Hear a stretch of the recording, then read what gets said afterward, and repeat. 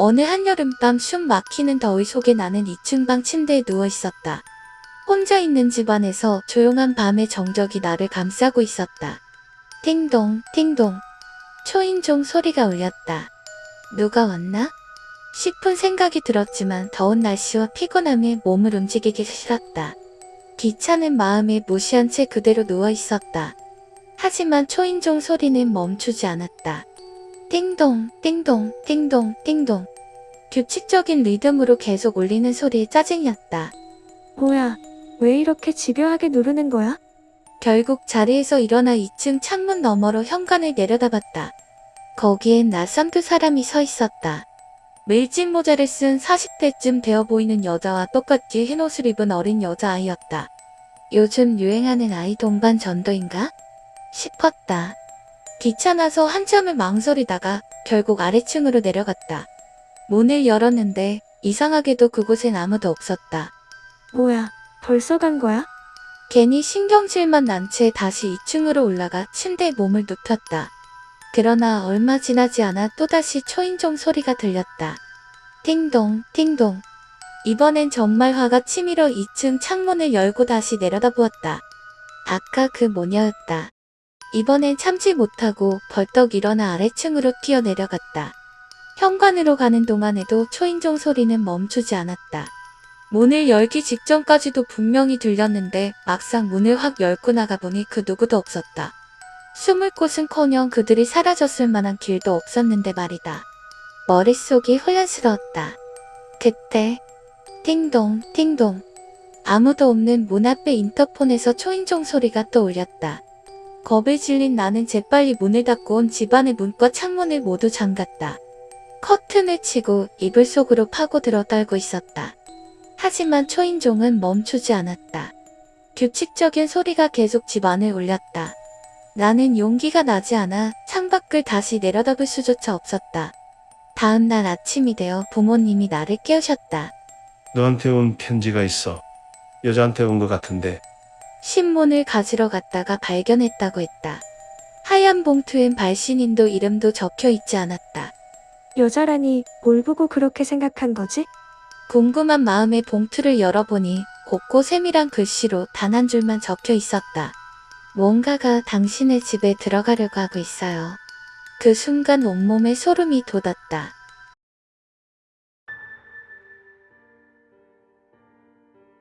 그것은 끔찍한 저주였다. 저주를 건 사람은 반드시 자신의 목숨을 잃게 되지만 저주받은 사람의 죽음은 정확히 반반의 확률로 정해진다. 저주라는 대가가 너무나 가혹한데 비해 그 효과는 불확실하니 참으로 잔인하고 어리석은 일이라 생각했던 기억이 난다. 어릴 적 어머니에게서 들은 이야기가 떠오른다. 근처에 살던 한 여자가 그 저주를 사용했다고 한다. 그녀는 폭력적인 남편에게 오랫동안 고통받았고 그 끝없는 증오와 절망 속에서 결국 저주라는 길을 택했다고 했다. 그리고 그 대가로 그녀는 생명을 잃었다. 그녀가 죽은 뒤 저주에 사용된 도구가 발견되었다고 했다. 그리고 소문에 따르면 그 저주가 남긴 마지막 효과로 남편은 결국 죽었다고 했다. 하지만 정말로 죽었는지에 대한 진실은 누구도 확신하지 못했다. 어쩌면 저주란 본래 그런 것인지도 모른다. 위험 없이 확실한 효과를 가진 저주는 세상에 없을 것이다.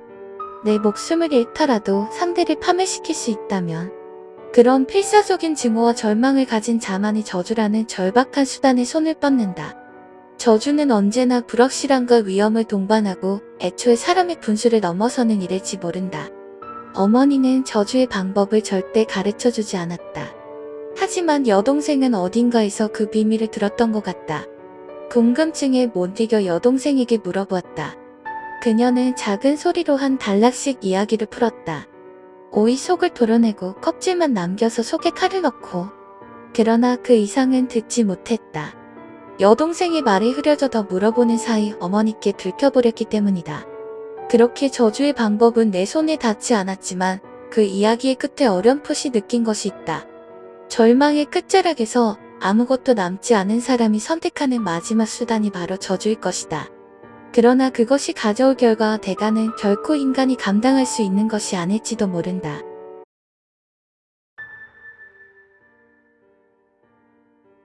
일요일 늦은 점심까지 자고 있던 나는 아직도 잠이 덜 깬 상태로 거실로 향했다. 부엌에서 똑똑똑 칼질 소리가 들려오고 아내가 점심 준비를 하고 있는 것 같았다. 소파에 앉아 TV를 켜며 무심코 휴대전화를 확인해보니 그저께 아내 몰래 다녀온 다과회에서 만난 여성에게 부재중 전화가 와 있었다. 잠옷 호주머니에 슬쩍 휴대전화를 넣고 부엌을 지나쳐 화장실로 향했다. 조용히 그녀와 대화를 나누고 있는데 통화 중 대기음이 울렸다. 아내였다. 갑자기 덜컥 겁이 나서 통화를 종료하고 아내의 전화를 받으니 그녀가 침착한 목소리로 말했다. 여보세요? 이제 일어났어? 우리 딸이 클럽 활동하다가 다친 것 같아서 지금 데리러 가는 길이야. 점심은 냉장고에 있으니까 데워 먹어. 아내의 목소리 너머로 차 안에서 흘러나오는 라디오 소리까지 들렸다. 전화를 끊지 않은 채 화장실 문을 살짝 열고 부엌 쪽을 살폈다. 그런데 그곳에서 여전히 부엌 칼을 손에 든 채 도마 위에서 아무것도 없는 허공을 썰고 있는 아내와 눈이 마주쳤다. 내 손에 들린 전화기에서는 여전히 여보, 듣고 있어?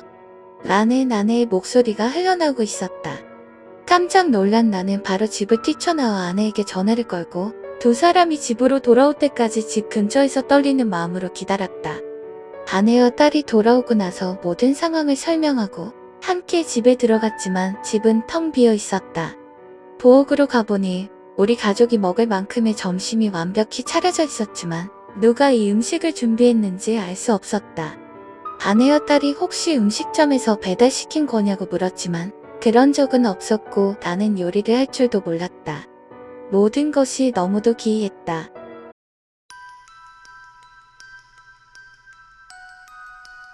어느 여름날 동네 축제에서 어느 할머니가 들려주신 이야기였다. 그 할머니는 이 이야기를 유치원 시절에 겪었던 한 여자의 상담자로부터 들었다고 한다. 그 여성은 유치원 시절 비대맹세라는 이름의 노래를 불렀던 기억을 생생히 갖고 있다고 했다.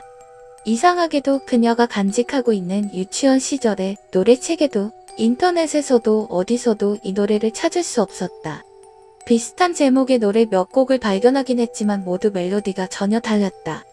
이 노래를 가르쳐준 사람은 그녀가 속해 있던 튤립반의 유 선생님이었다. 튤립반 아이들 사이에선 꽤 인기가 있었던 곡이었지만 그녀는 왠지 모르게 불안감을 느끼며 그 노래를 좋아하지 않았다. 그 이유를 딱히 설명할 수는 없었지만 다소 어두운 멜로디와 어려운 가사가 마음에 들지 않았다. 기억에 남는 일도 하나 있었다. 튤립반 전체가 근처 신사의 숲으로 소풍을 갔을 때의 일이다. 그날 유 선생님이 갑자기 얘들아, 이제 신사에 잠깐 모험을 하러 가자. 라고 말했다. 모든 아이들은 손에 지프로 만든 작은 인형을 하나씩 들고 있었다. 그것은 유 선생님의 도움을 받아 만든 것이었고 반 친구들 모두가 한 개씩 가지고 있었다.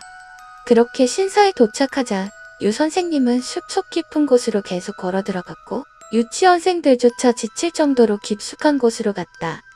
도착한 곳에는 검은 세 그루의 나무가 서 있었다. 선생님은 배낭에서 망치와 못을 꺼내더니 모두 인형을 이 나무에 매달아 주렴이라고 말했다.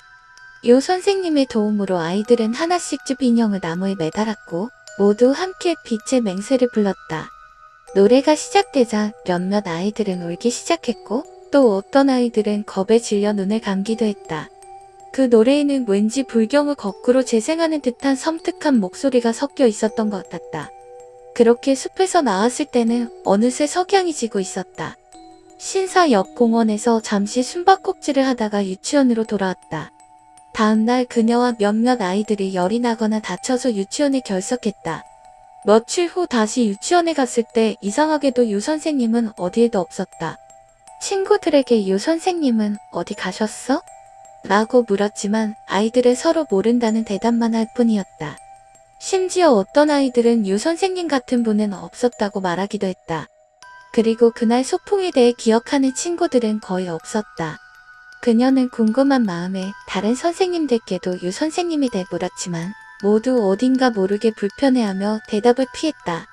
시간이 지나면서 유치원에서는 유 선생님에 대해 언급하는 것이 금기처럼 여겨졌다. 그리고 마지막으로 그녀는 유 선생님의 이름을 떠올렸다. 그 이름은 오대치길이었다. 아무리 생각해도 사람 이름으로는 어딘가 이상하고 무서운 느낌이 들었다.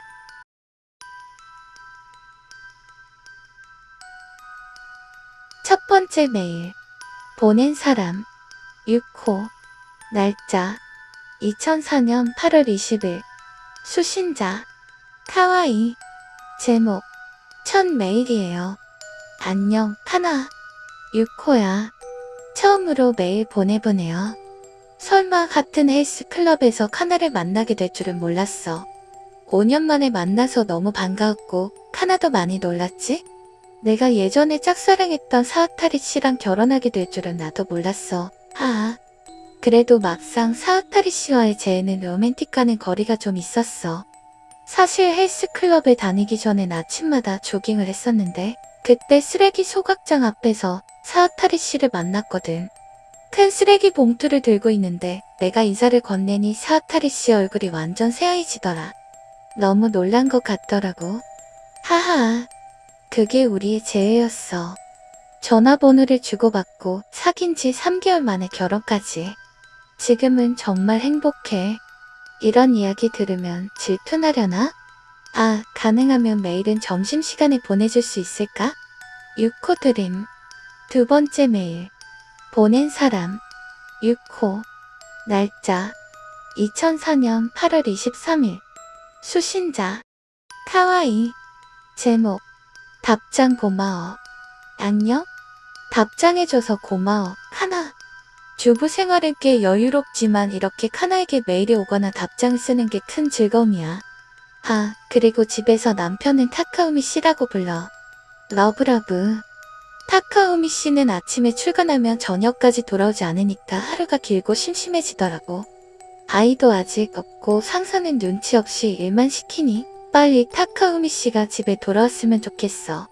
그나저나 최근에 우리 동네에서 실종자가 발생했대.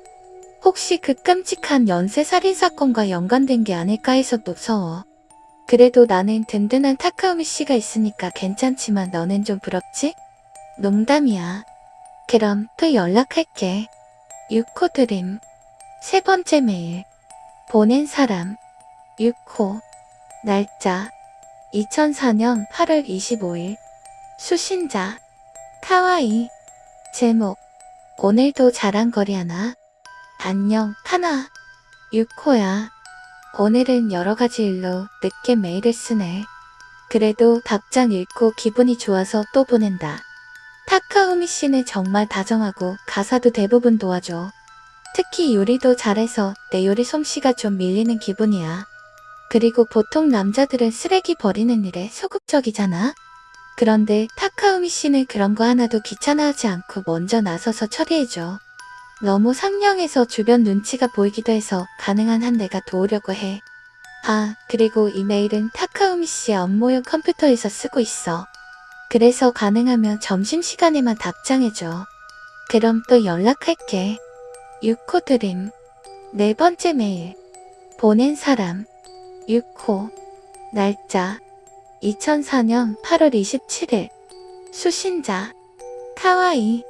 제목. 헛간 탐험기. 안녕, 카나. 6호야. 오늘도 이것저것 바빠서 좀 늦게 메일을 보내네. 타카후미 씨가 돌아오기 전까지 잠깐 시간이 남아서 말이야. 헛간을 탐험해 보려고 해. 사실 헛간은 항상 자물쇠가 걸려 있어서 못 들어가는 곳이야. 그런데 지난주 아침에 타카후미 씨가 일찍 일어나 헛간에 들어가더라고. 궁금해서 슬쩍 봤더니 쓰레기 봉투를 들고 나가셨어. 평소 쓰레기는 내가 처리하려고 하는데 그날은 내가 미처 챙기지 못했거든. 그래서 혹시 타카우미 씨가 신경 써서 먼저 나가신 거 아닌가 싶었어. 우연히 책상을 정리하다가 헛간 열쇠를 찾았는데 쓰레기를 대신 버리고 싶어서 들어가 보려 해. 그럼 탐험 다녀올게. 6호 드림. 다섯 번째 메일. 보낸 사람. 6호. 날짜. 2004년 8월 28일. 수신자. 카와이. 제목. 안녕하세요. 안녕하세요, 카와이 씨. 사와타리 6호입니다. 한동안 메일로만 연락했었는데 이번에 오랜만에 직접 만나 뵙고 싶어요. 제가 찾아갈 수 있도록 주소를 알려주실 수 있을까요? 잘 부탁드립니다. 6호 드림.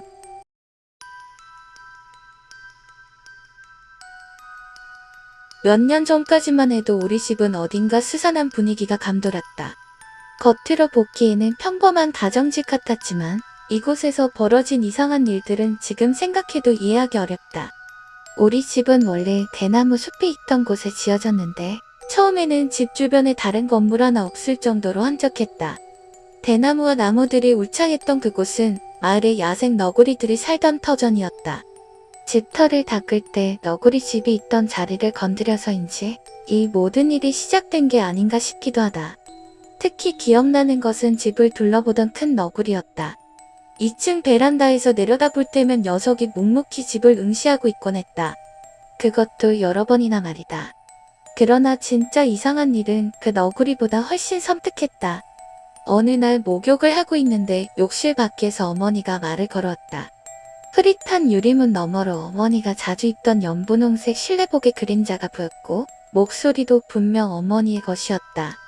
하지만 무슨 말을 하는지 잘 들리지 않았다. 목욕 끝나고 얘기하면 안 돼요? 하고 대답하자 어머니의 그림자는 스르르 사라졌다. 목욕을 마치고 2층 다다미 방에서 TV를 보던 어머니에게 무슨 일이었는지 물었더니 어머니는 아래층에는 가지도 않았다며 무심히 대답했다. 가족 모두에게 확인했지만 그 시간에 나를 부른 사람은 없었다. 어머니의 그림자와 목소리가 분명했기에 더 이상했다. 또 다른 날 사촌 언니에게 이상한 이야기를 들었다.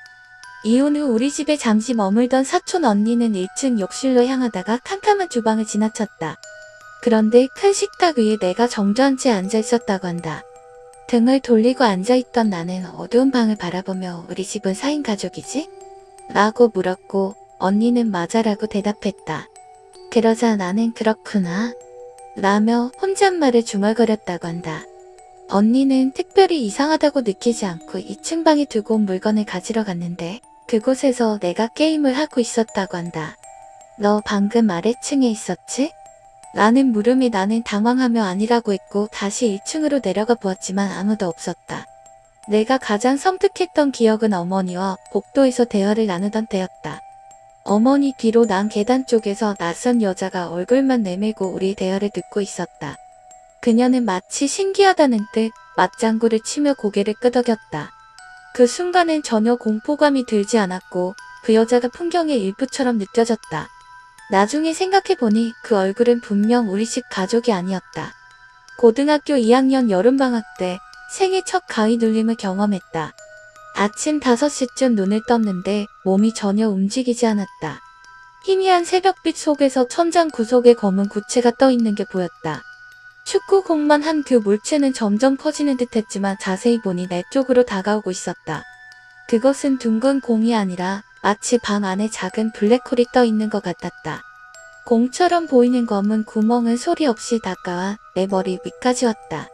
뒤에 쿵쿵거리는 소리와 철벅이는 소리가 울릴 때 죽을 것 같은 공포감이 엄습했다.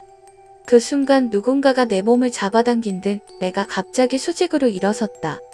팔다리는 뻣뻣했고 검은 구멍도 순식간에 사라졌다. 이후 시계를 보니 6시가 조금 넘어 있었다. 이상한 일은 끝났지만 그날의 기억은 아직도 선명하다. 이 모든 일들은 분명 이상했지만 어쩐지 우리 가족은 그런 사건들에 익숙해져 갔다. 그리고 그 시절의 집은 더 이상 귀신의 집이 아니게 되었지만 그때의 기묘한 기억들은 여전히 우리 마음속에 남아있다.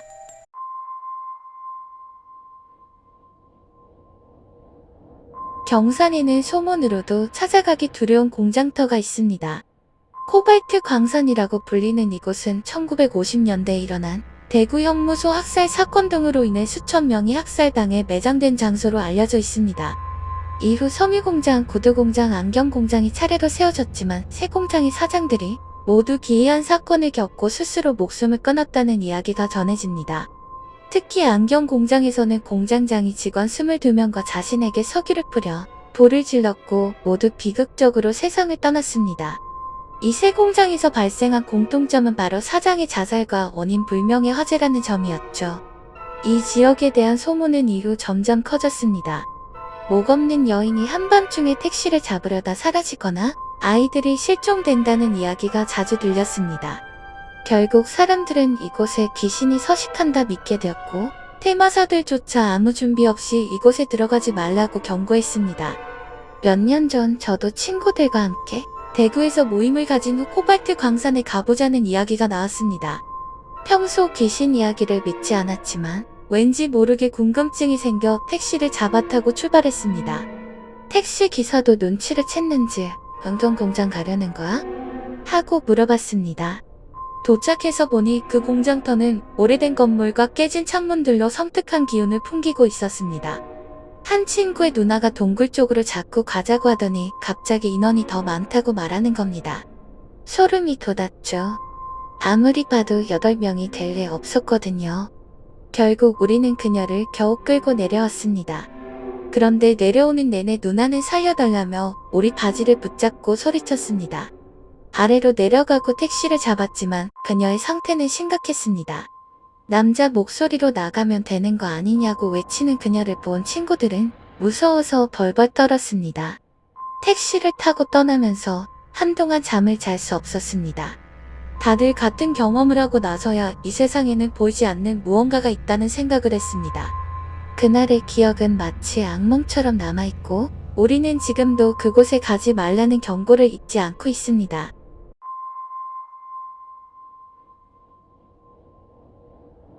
이 이야기는 일본에서 유학하던 제보자가 겪은 무서운 체험담으로 들으면 좋지 않은 일이 생긴다고 알려져 있어 전해질 때마다 경고문이 붙는 괴담입니다. 제보자는 도쿄에서 공부하면서 돈을 벌기 위해 번역 알바를 찾고 있었습니다. 어느 날 한국어로 번역해야 하는 괴담 17편이 올라왔고 보수도 상당히 높은 꿀 알바였습니다. 그저 이키닝교 즉 살아있는 인형에 대한 이야기라며 호기심에 바로 지원했죠. 그런데 그 알바가 바로 이 모든 일의 시작이었습니다. 제보자가 작업을 시작하며 받은 자료에는 기이한 인형 사진이 첨부되어 있었어요. 약 125cm 크기의 사람이 살아있는 듯한 모습이었죠. 인형의 얼굴은 미소를 짓고 있었지만 이상하게도 보자마자 불쾌감이 들었습니다. 게다가 인형의 찢어진 눈과 흐릿한 표정은 금방이라도 눈을 뜰 것만 같았어요. 늦은 밤 제보자가 번역을 한창 하고 있던 중 현관 밖에서 딸깍딸깍하는 발소리가 들려왔습니다. 누군가가 집 앞을 서성이기라도 하는 듯 소리는 점점 가까워졌죠. 이상하게 여긴 제보자가 핏볼로 밖을 살펴보았더니 빨간 기모노를 입고 단발머리를 한 인형이 문 앞에 서 있는 게 보였습니다. 제보자는 너무 놀라 눈을 비볐지만 다시 보니 인형은 사라져 있었죠. 며칠 후 비가 오던 늦은 밤 제보자는 커피를 사러 나갔다가 길 끝에 웅크리고 있는 작은 아이를 발견했습니다. 천천히 다가가자 아이가 고개를 돌려 그를 쳐다봤습니다. 놀랍게도 아이는 이키닝교 이야기에 나온 인형의 모습 그대로였죠. 그리고 이내 딸깍딸깍 소리를 내며 미소를 지은 채 제보자에게 달려오기 시작했습니다. 공포에 질린 제보자는 필사적으로 집으로 도망쳤고 가까스로 문을 닫고 숨을 돌릴 수 있었습니다. 이후 이키닝교 괴담의 배경이 된 인형극 이야기와 이와 관련한 다양한 사고들이 속속 드러났습니다. 인형극에 참여했던 스태프들이 하나같이 오른쪽을 다치는 등 기이한 사고를 당했고 이 인형은 전쟁 중 폭격으로 오른팔과 오른다리를 잃고 숨진 소녀의 원혼이 씌인 것이라 했죠. 점점 심해지는 공포에 제보자는 결국 번역을 포기하기로 결심했습니다. 그런데 그날 밤 한국에 있던 언니로부터 어머니가 사고를 당했다는 소식을 들었습니다. 더 놀라운 것은 어머니의 부상 부위가 모두 오른쪽에 집중되어 있었다는 것이었습니다. 급히 한국으로 돌아온 제보자는 마침내 어머니를 만났지만 어머니는 자책하지 말라며 위로했고 제보자는 복잡한 마음으로 일본으로 돌아가던 중 가드레일에 부딪히며 전복 사고를 당하게 됩니다. 주변 사람들은 제보자 옆에 누군가가 타고 있었으며 살려달라고 손을 흔드는 것을 보았다고 증언했지만 사실 제보자는 혼자였죠. 그 이야기를 들은 제보자는 이키닝교 인형이 끝내 자신을 따라왔음을 깨달았습니다. 이후 심야괴담의 작가 역시 이 이야기를 준비하던 중 알 수 없는 일들을 겪었습니다. 자동차 오른쪽 바퀴가 갑자기 터질 뻔하고 노트북이 혼자 움직이는 등 기묘한 일이 계속 일어났다고 합니다. 이 이야기를 듣고 오른쪽에 이상이 생긴다면 혹시 저주가 전달된 것은 아닐까요?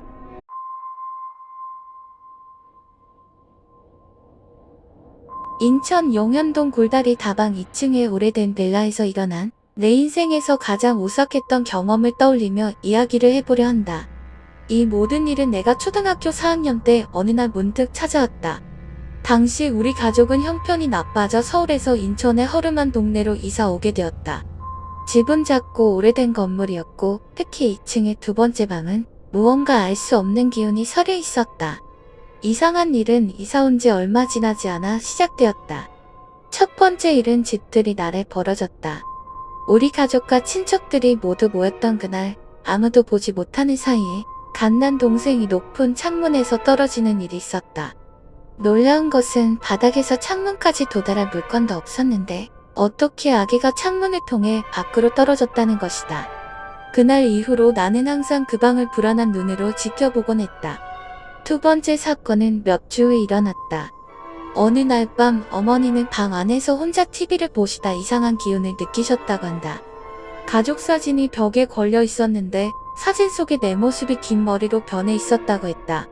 어머니는 공포에 질려 기절했고 그 다음 날 우리에게 이 사실을 말해주며 조심하라고 당부하셨다.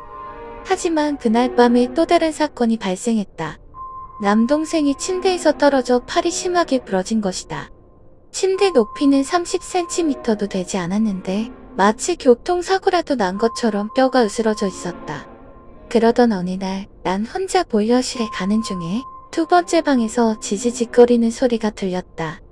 방으로 들어가 보니 TV가 혼자 켜져 화면 조정만이 깜빡거리고 있었다. 난 용기를 내어 TV를 껐지만 다시 어머니에게 가서 이를 전하려고 하자 어머니는 고개를 갸웃하며 TV를 다시 틀어보셨다. 거기선 일요일 아침 뉴스가 나오고 있었다. 내 눈앞에서 본 일은 무엇이었을까? 얼마 후 그 집에서의 마지막 사건이 벌어졌다. 밤이 깊어 아무도 없는 집에서 난 두 번째 방으로 들어가 TV를 켜고 이불을 뒤집어 쓰고 있었다. 그런데 갑자기 지지직거리는 소리가 들리며 앞에 무언가 있는 느낌이 들었다. 난 천천히 눈을 떴고 눈앞에 등 돌린 긴 머리 여자가 눕는 것을 보았다. 내 심장은 얼어붙었고 소리조차 낼 수 없었다. 내가 그녀를 부르지도 도망치지도 못한 채 밤이 지나갔다. 결국 우리는 4개월 만에 그 집을 떠나게 되었지만 난 여전히 그날의 기억에서 벗어나지 못하고 있다. 시간이 흐른 뒤 어느 날 나는 다시 그곳을 찾았다. 낡은 건물은 여전히 그대로였고 그 방 창문 너머에는 반투명하게 무언가가 서서 나를 지켜보고 있었다. 이제 그 집은 여전히 사람이 살지 않는 것 같다. 그곳에 들어간 사람마다 곧 떠났다고 들었다. 그리고 나는 그 집을 영영 떠나고 싶다.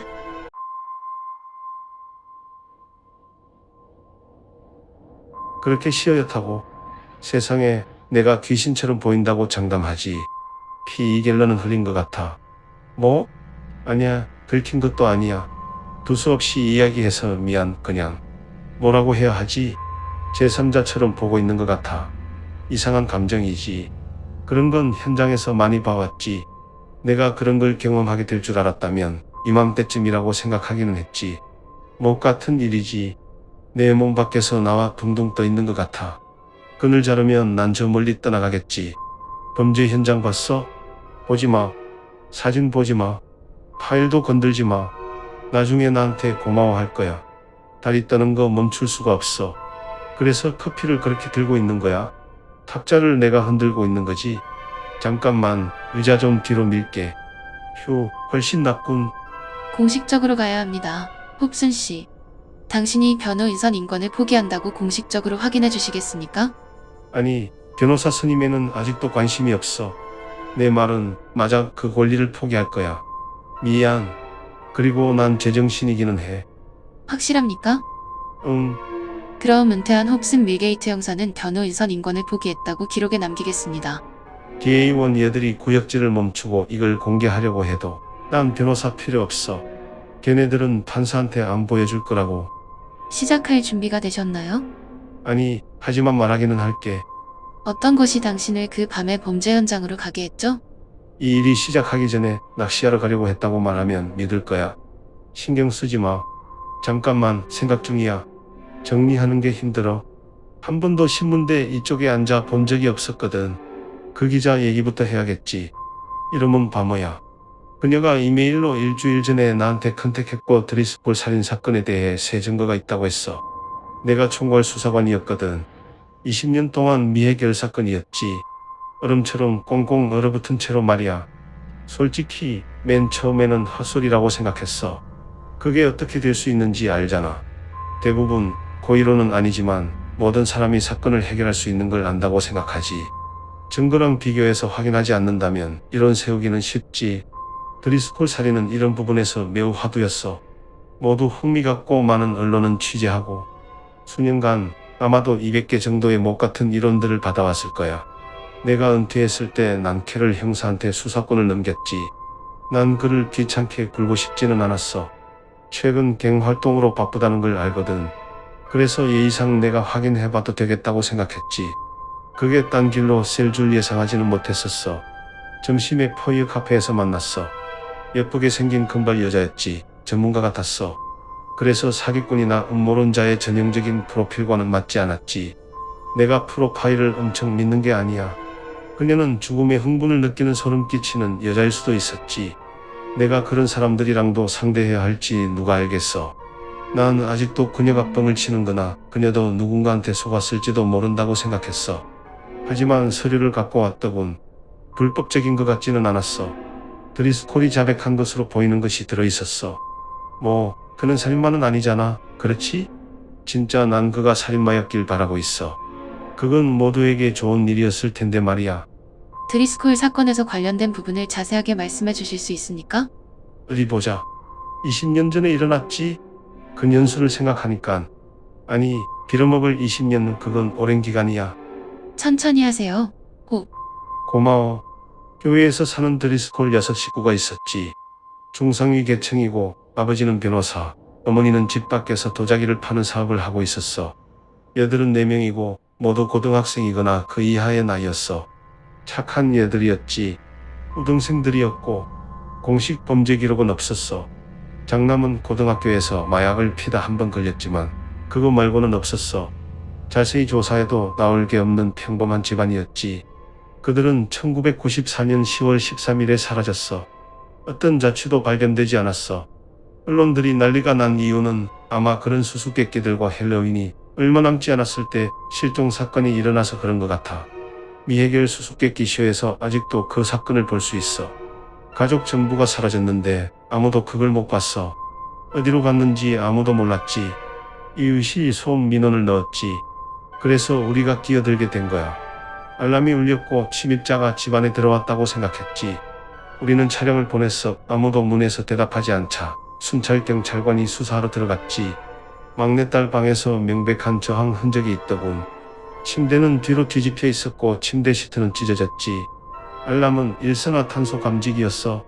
우리는 막내딸 것을 제외한 모든 침대보에서 진한 일산화탄소 농도가 검출되었어. 알람 없이는 우리가 어딜 봐야 할지 몰랐을 거야.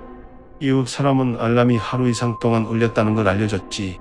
그리고 그 시간에 문 열어준 사람이 없었다고 했네. 우리는 또 몇 개의 알루미늄 통과 호스를 몇 블록 떨어진 쓰레기통에서 발견했어.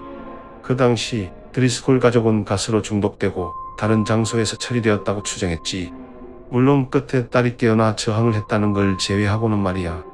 어떤 실마리도 수사를 진행하면서 발견되지 않았어. 물론 맨 처음에는 아버지가 그런 거로 생각했어. 확인해봤지만 어떤 동기도 없더라고. 후속 단서도 없었지. 어머니도 똑같았어. 유가족들도 똑같았어. 아버지한테는 동기가 있을지도 모르는 몇몇 고객이 있었지만 수단은 없었지. 그는 이혼 전문 변호사이지만 어떤 증거도 남겨놓지 않고 전 가족을 데려갈 만한 고객은 없었어. 3블록 떨어진 곳에 화학교사가 있었고 우리는 그 통들 때문에 잠깐 그를 수사했지. 하지만 알리바이가 있었어. 근처에 사는 치과 의사도 마찬가지였고 아내는 간통은 아니지만 온라인으로 영국에 사는 어떤 꼬맹이랑 썸을 타고 있더군. 그는 살인 당시에는 이 나라에 있지도 않았어. 우리는 짜증나게도 무차별 살인에 집중했어. 무차별 살인처럼 패턴이 없을 때는 살인마 잡는 일은 제일 못 같았지. 우리는 이 사건의 단서를 찾기 위해 수천 수만의 인력을 투입해야 했어. 하지만 아무것도 도출된 게 없었지. 우리는 그 통들을 추적했어. 10마일 떨어진 연구소에서 훔친 거였어. CCTV 자료가 없었어. 우리는 그 절도범에 대해 어떤 단서를 찾지 못했지. 6개월 동안 진행되는 것이 없자 수사의 열기는 차가워졌어. 드리스쿨 가족은 기절당하고 납치되었어. 내가 말했다시피 누구도 시체를 발견하지 못했어. 그 가족들이 그냥 도피한 게 아니라고 누가 말할 수 있겠어? 그때까지는 난 이거에 대해 한 번만 말하고 싶네만. 그 자백이 바모 씨와 어떻게 마무리 지어졌는지에 대해 말씀해 주실 수 있으신가요? 그녀는 몇 년 동안 그 사건을 쫓아왔더군. 개인적으로도 기자로서도 말이야. 말했듯이 그건 많은 사람의 상상력을 불러왔어. 심지어 정상처럼 보이는 사람들조차 외계인의 짓이라는 둥, 귀신이나 악마의 짓이라고 생각했어. 바보 양은 20년이 된 살인의 회고 기사를 기고했더군. 그 기사는 다시 사람들에게 새로운 관심을 불러왔어. 가끔 생기는 새로운 관심 말이야. 늘 그렇듯 나는 새로운 증거가 부족하다는 논평을 쓰길 거절했지. 그녀가 내 말을 인용하는 걸 요구했던 게 기억나. 그리고 그게 내가 점심 미팅을 받아들인 이유야. 기사를 기고한 후 바모 양은 서류를 받았다고 말했어. 그녀는 내가 그게 진짜인 걸 증명하기 원했지. 그 서류에 관련된 항목은 자백이었어. 난 바보 양에게 그런 가짜 문서는 흔한 거라고 말했지. 특히 이런 오래된 사건에는 말이야. 그리고 나는 드리스콜 살인 사건에 대한 자백을 24건이나 개인적으로 들었다고도 말했지. 그녀는 끈질겼어. 일단 그녀가 사기를 치거나 살인에 대해 말하는 생각에 흥분되는 사람이 아니라고 느끼자 만나기로 동의했어. 그녀는 자백문이 점심에 만났을 때 나에게 보여줬던 같은 봉투에 담겨 그녀에게 배송되었다고 말했어. 내용을 묘사하실 수 있나요? 내 조사 진행 상황을 얼추 담은 낡은 신문 조각이었어. 그건 노랗게 바랬어. 가해자의 전리품 앨범에 들어있던 것 같더군. 드리스쿨 가족의 각각 개인 사진처럼 보이는 6개의 사진도 들어있었어. 그리고 다른 몇 장의 시설의 사진도. 거기서 사진을 찍었던 거야. 이거 봐. 내 손이 계속 떨리고 있어. 보여? 난 지금 할 수 있는 만큼 노력하고 있지만 멈출 수가 없어. 내가 이 진술을 끝내면 진정제를 구급대원한테 부탁해야 해. 그렇지 않으면 잘 수 없을 것 같아. 아니야, 지금은 괜찮아. 진술 녹음을 위해 내 기억력이 흐려지지 않는 걸 원해. 그게 내 머릿속에 있는 건 마치 미안, 집중할게. 물론 드리스콜 가족의 사진이었어. 그때는 난 그걸 몰랐어. 사진은 너무 낡아 사진 속의 인물은 누구라도 될 수 있었으니까 얼굴을 구별하기는 매우 힘들었지. 하지만 그 서류의 정교한 세공을 고려하면 내막이 확실히 있다고 나는 생각했어. 자백 편지에서는 간단했어. 주소가 쓰여 있었지. 그게 맨 처음에 보였어. 온라인으로는 주소 확인이 안 되는 걸 보니 매우 오래된 장소인 것 같았어. 자백 편지에는 거짓말 좀 그만 찍어. 난 누구도 죽이지 않았어. 단지 아침 식사를 위해 그들을 준비시키는 게 오래 걸렸을 뿐이야. 사인은 없었어. 그리고 난 그걸 기억했었지. 제기랄. 우리는 실종 한 달 이후 보내진 아침 식사 메뉴를 받았어. 누군가 팬케이크 사진에 빨간색 펜으로 동그라미를 그려놨었지. 편지는 걔네들은 죽지 않았어. 아침 식사를 준비하고 있거든. 우리는 그걸 쓰레기 실마리 파일에 넣어놨지. 이런 세상에. 밀게이트 형사님, 시간이 필요하십니까? 오 세상에. 어떻게 몰랐지? 우리는 그 메뉴를 추적하려고 노력했어. 우리는 절대 그게 어디서 왔는지 알아낼 수 없었어. 마을 어떤 곳도 아니었어. 실마리는 다 잘렸었어. 우리가 더 뭘 할 수 있을지 알 수 없었어. 난 단지 오 하느님. 왜 개인적으로 편지에 언급된 장소를 수사하기로 하셨죠? 미안. 난 이게 사기가 아니라는 걸 확신하고 싶었어. 그땐 아직도 확신하지 못했지. 20년 동안 사람들이 나한테 가짜 증거를 보냈으니까. 아마도 이 사건이 내 상상력을 사로잡은 거일 수도 있고. 난 항상 언젠가 내가 강구한 어떤 걸 생각해서 전부 다 해결할 거라고 생각했어. 누군가가 내 무릎에 대답을 내려놓은 걸 믿지 못하겠더군. 이 두 눈으로 볼 필요가 있었어. 바모 양은 도시 기록을 통해 장소를 정확히 짚었었네. 하지만 우리 둘 다 그게 아직도 거기 있을지는 확신하지는 못했어. 버려진 산업 건물이었거든. 그게 유효한 메일 주소를 갖고 있던 때는 50년 전이었어. 우리 모두 알다시피 무너졌을지도 모르고 난 그걸 해결하는 사람이 되고 싶다고 생각했어. 그게 내 무릎에 떨어지든 아니든 그 사건은 20년 동안 내 머릿속에 있었거든. 다음 날 아침 바모 양과 나는 거기서 만나기로 동의했었어. 범죄 현장을 묘사해 주실 수 있으신가요? 그래, 내가 말했듯이 그건 산업 건물이었어. 거의 120피트의 높이에 45피트 넓이인 건물이었어. 목조 건물이고 처음에는 옆에 있는 건물이랑 맞춰서 지은 것처럼 보였지. 하지만 건물 정면에 몇 군데가 최근에 덧붙여졌더군. 더 가까이서 보니 입구가 쇠사슬로 묶이고 잠가져 있었어. 내 생각으로는 판금 작업장이었어. 적어도 미안하지만 쓰레기통 있나? 토할 것 같군. 고마워. 우리는 미안. 내 속이 빈 줄 알았는데. 아니야, 난 이걸 말해야만 해. 그러고 나서 진정제 맞을 거야. 건물 안에서 냄새가 났었어. 매우 희미하게. 난 그게 타당한 이유로 칠 수 있다고 생각했어. 민간인이면 필요한 건 아니지만 시체 썩는 냄새는 절대 잊을 수 없는 걸 알잖아. 그들은 같은 냄새가 날 정도로 심각했던 거지. 난 자물쇠 따는 방법은 안 잊어버렸거든. 그래서 안으로 들어갔어. 있잖아, 난 정말로 그들이 죽었길 바라. 그가 연쇄 살인마였으면 좋았을 텐데. 진짜로 날 믿는다고 말해줘. 믿습니다. 건물 내부를 묘사해 주실 수 있으신가요? 이걸 이야기하려고 노력을 다하고 있어. 정말이야. 미안해. 이거 하고 나서 오랫동안 잠자고 싶어서 그래. 구급대원 여기 있어? 진정제는 준비되었고. 아, 고마워라. 그 창고는 우리가 전에 그렇게 생각하도록 만든 것이랑 달리 비어있지 않았어. 내부에는 6개 방과 중앙에 복도가 있었지. 구조는 낡았지만 다른 부분과 달리 시각적으로도 좀 더 새 것이었어. 각 방의 벽은 방음이 되어 있었어. 밖에 창문이나 방 사이에 연결문은 없었어. 출입구는 단지 복도를 통해서였지. 그쯤에서 난바 모양을 떠나게 하려고 노력했어. 있잖아. 그 냄새는 안에서 더 심해졌어. 그 냄새 자체를 느낄 수 있을 정도로 모래 같은 게 코에 낀 거 마냥 피부 전체에 모래가 묻어있는 것처럼. 그 방들은 그 방 안에 압력기가 있었어. 유압 프레스 말이야. 4풋 넓이에 8풋 길이인 맞춤형 유압 프레스였지. 맨 처음에는 왜 이게 여기 있는지 이해할 수 없었어. 의료용 침대처럼 보이는 거 뒤에 있었으니까. 그리고 다른 의료기기도 방마다 있었었지. 그걸로 그들을 그렇게 오랫동안 살려놓은 거였지. 물론 눈앞에 검은 점이 보이는 것 같아. 휴식이 필요하십니까? 이걸 다시 시작해야 한다는 생각이 마무리 짓는 것보다 더 끔찍하군. 그럼 다음에 취하신 행동에 대해 말씀해 주시죠. 건물은 명백하게도 진행 중인 범죄 현장이었어. 그때는 아무런 의심도 없었지. 난 내가 연쇄살인범이라고 믿어왔던 것에 둥지에 있었던 거야. 바모양에게 몇 번이나 가라고 말했지. 그녀는 땅에 서서 날 혼자 두고 가는 건 올바른 게 아니라고 거절했지.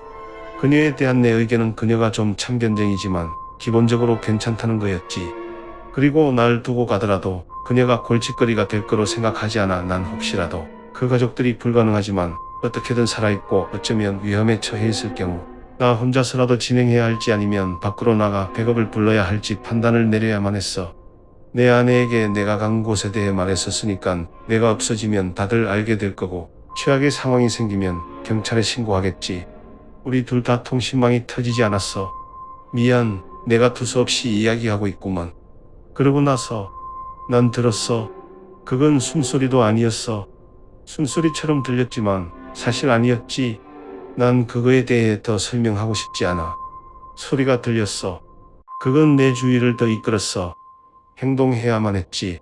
그게 제일 중요한 거였어.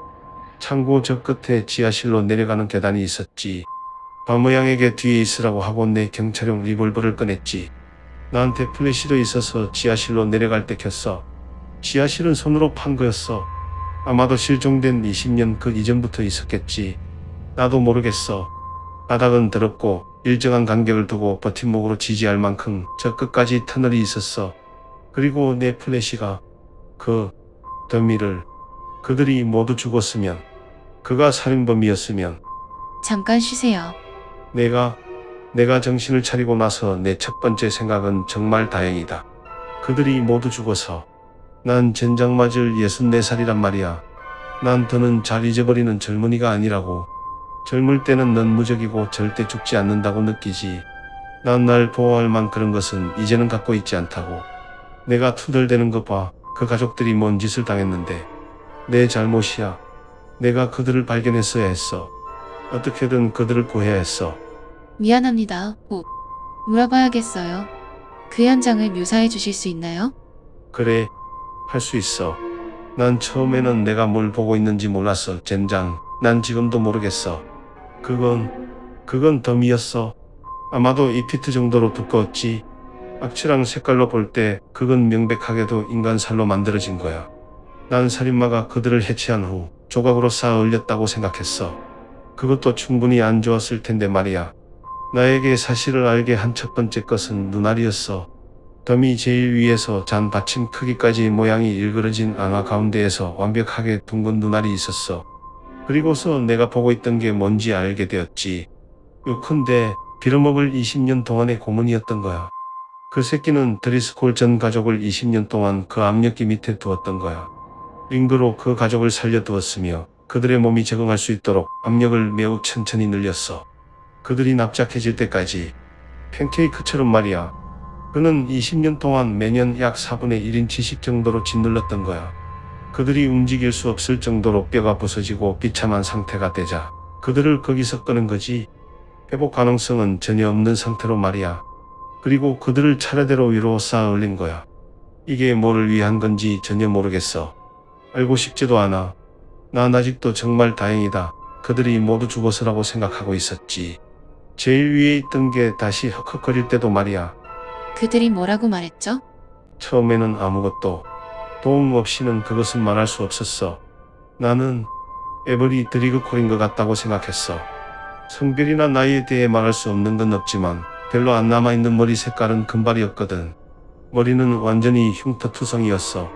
이런 짓을 한 그놈이 머리뼈 부분을 제거했다고 생각해. 그렇지 않았으면 어떻게 그들의 머리를 납작하게 만들 수 있는지 모르겠어.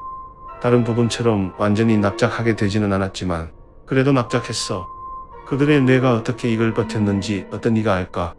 압력에 의해 코가 납작해진 후 그들의 입술은 치아가 튀어나와 여기저기 구멍 뚫린 상태였지. 에버리는 실종 당시 14살이었어. 몸 떨리는 게 멈췄어. 우리 몸이 그렇게 적응하는 게 빌어먹게도 이상하지 않나. 또 뭐가 있더라. 기계가 있었지. 펌프 같았어. 내 플래시로 호수를 따라가자 더미의 모든 이가 그 펌프에 연결되어 있더군.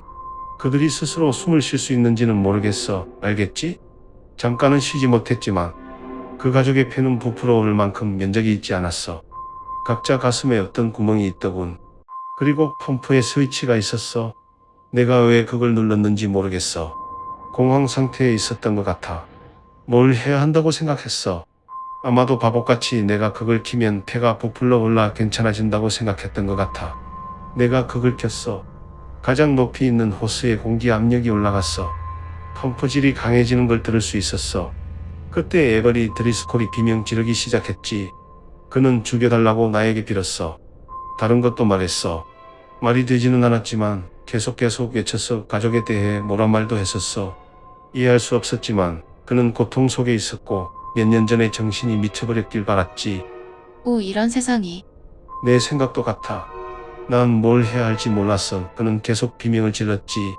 그는 내가 고문자라고 확신한다고 믿어 가까이서 보니깐 그의 눈은 하얀 반원으로 덮여 있었어. 그는 박쥐처럼 눈이 멀었던 거야. 있잖아, 난 화상 입은 피해자랑도 이야기해본 적이 있어. 그들은 나에게 시간이 걸렸더라도 삶의 목적과 의미를 다시 찾았다고 말했어. 드리스콜 가족 중 누구도 그걸 해낼 수 있을 거라 생각하지 않아. 난 내 이름을 말했어. 난 형사라고 그들에게 말했어. 도우러 온 거라고 말했어. 난 계속해서 반복해서 말했어. 물론 어디에 있는 누군가라도 도와줄 수 없다는 걸 알면서도 바보양이 그 소리를 듣고 이쪽으로 왔지. 그녀가 더미를 보기 전에 내가 비명 질러서 도우러 왔다고 말했어. 그러나 난 내가 그랬다는 걸 기억하지 못했어. 그런데도 그녀는 도착했어. 더미를 보자 비명을 질렀지만 난 에버리 드리스콜에게 온 정신을 쏟고 있었지. 그는 들을 수 있었어. 잠깐 그는 정신이 돌아왔어. 그가 뭐라 말하는지 이해하기 위해서는 안간 힘을 써야 했지만 난 그 말 절대 잊을 수가 없을 거야. 제발 날 죽여주세요. 아파요. 괴물이 되기 싫어요. 제발 날 죽이고 난 오래전에 죽었다고 내 가족들에게 말해줘요. 그들이 날 아직도 찾고 있는지 모르겠지만 제발 나에게 일어난 일을 알려주지 마세요. 죽여주세요. 그는 계속 울 수 있었고 울고 있었어. 그의 눈물샘은 기형으로 변해 눈물이 보이지는 않았지만 난 바보양이 떠나도록 구겨야 했었어. 20년 전 사건 해결에 실패한 것보다 그걸 못한 게 내가 더 후회하는 유일한 행동이야. 그녀를 위해서가 아니라 그녀가 다음에 한 행동 때문에 그녀가 시도했더라도 그들을 더 깊게 상처 입을 수는 없다고 생각해. 그도 미안해서 그들이 가졌던 유일한 위로를 그녀가 빼앗았어. 있잖아. 그들은 다른 이들과 20년 동안 이야기할 수 없었어. 그녀가 말했어. 모두 그들인 거죠. 드리스콜 전가족이잖아요. 모두 여기 살아있었네요. 전가족이 20년 동안 드리스콜 가족 모두 같이 수용된 동료가 자신의 가족이었던 걸 모르고 지냈지. 그들 모두 다른 가족은 무사하다는 희망을 안고 있었어. 모두 저 밖에서는 다른 가족은 이 고통을 겪지 않고 자신을 사랑한다고 꿈꿔왔었어. 20년 동안 고문당하고 위로 사저 4인치 폭으로 찌부러진 6명의 사람이 내는 비명이 뭔지 알아? 마치 지옥의 문이 활짝 열리는 소리 같았어. 그 정도면 충분할 것 같습니다. 일게이트 형사님. 아직 안 끝났어. 이건 내 잘못이었어. 내가 더 열심히 했어야 했는데, 그 실마리를 쫓아갔어야 했는데, 아마도 그게 그들이 의도한 걸 거야. 그걸 소리 질렀던 거야. 이건 내 실수이고 내 의무였어. 난 그들을 쏴서 자비는 이루기 힘든 거지만 난 그들에게 빚졌어. 내가 그들을 구하는데 실패한 인물이니까. 단지 한 발의 총알이 모든 걸 들었지. 하지만 날 리볼버 총탄을 다 비웠다네. 혹시 그들이 목숨을 부지할까봐. 그들에게 마지막 평온을 주기 위해서였어. 그게 내가 그들에게 줄 수 있었던 유일한 친절이었던 거야. 우리는 그 이후에 떠나 백업을 불러서 밤모양이나 나나 그 시체들과 같이 있기는 그래서 그 지하실로 수사관을 따라 범죄 현장에 가지 않기로 선택했지. 내가 진술하고 가도 되냐고 물었지. 수사관 한 명이 내가 본 것을 보고 다들 동의했어. 진정제 좀 맞아도 될까? 네, 물론이죠. 고마워. 구급대원 좀 불러주게나. 내 소매를 걷어 올릴 테니까. 내 아내가 당뇨병이 있어서 하는 방법은 잘 알고 있어. 아, 그리고 밤모양한테도 같은 예의를 차리게끔 하게나. 나보다 더 상태가 심해 보였어. 그 불쌍한 아가씨는 그 후 토하거나 울 수도 없더군. 물론이죠. 그녀가 어디에 있는지 아십니까? 총수사관한테 집에 간다고 말했는데 우리는 그녀에게 연락을 취할 수 없더군요. 그 신문은 확인해봤어? 어떤 신문이요? 일간 세계신문. 확실합니까? 일간 세계신문사에는 바버라는 성을 가진 직원은 없어요.